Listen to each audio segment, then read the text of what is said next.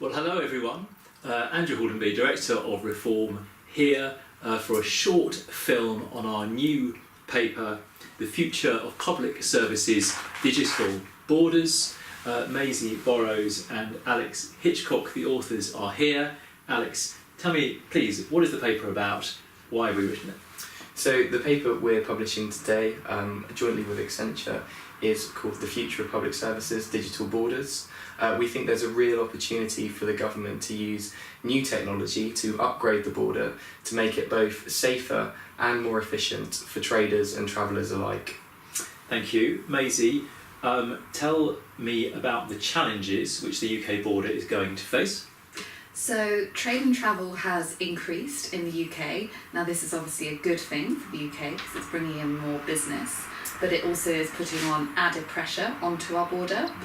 So 123 million people entered the UK in 2015, but this figure is actually set to double by 2050.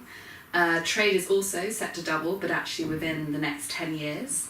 And the added complication of Brexit and what potentially leaving the customs union could do to trade and the number of customs checks is also adding on more pressure. Thank you. I'm glad you mentioned Brexit. Last week, Alex, in his Mansion House speech, the Chancellor said that new technology could contribute to frictionless trade, I think was the phrase he used. Is that right? Yeah, so the Chancellor's right to mention this, Andrew, and to argue that it can lead to frictionless trade, and he's right to put it front and centre going into the Brexit negotiations. Really, it's a story about sharing data and how new technology can facilitate that to improve trade. So we think that instead of using paper to declare customs and to share information, that cargo ships should provide data at the earliest possible opportunity for UK border forces to understand what's coming into the country.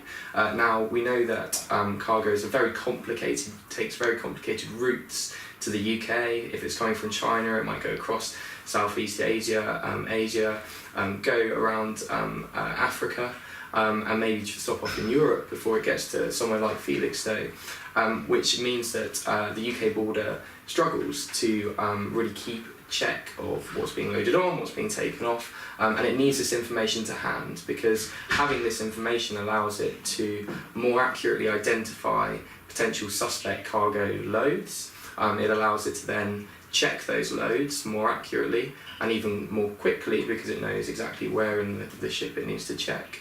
But it also enables the UK border forces to improve the customs duties that they're taking in. So just to take one example, recently it was found that over 3 years, around 2 billion euros worth of customs went and tax went undeclared on Chinese textiles that came into the UK.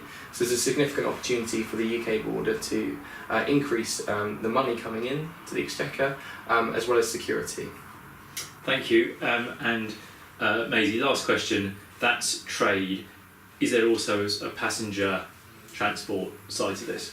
Yes, definitely. And very similarly to trade, data offers a wealth of opportunity for making a passenger's journey throughout the airport better and a more seamless experience. So before a passenger even gets onto a plane, they can submit their personal information onto, say, an app on their smartphone. Now this information can then be sent to the country the passenger is travelling to, and that country can say yes or no then and there whether they want that passenger to enter the country.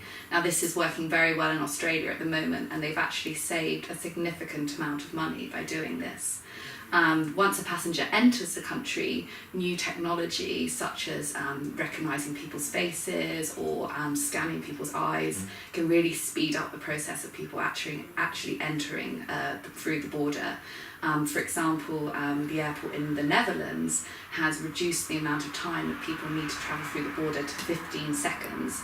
Now, if you compare this to the current aim of the UK Border Force to get people entering the country, which is 45 minutes, right, this is a very significant difference. Right. Thank you. Well, that's, I hope, a quick capsule description of what I think is actually a really good paper. It continues our work on how digital technology can improve public services, and it opens up new arguments about economic progress after Brexit, which I think is excellent.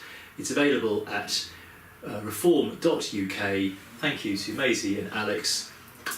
Please read the paper.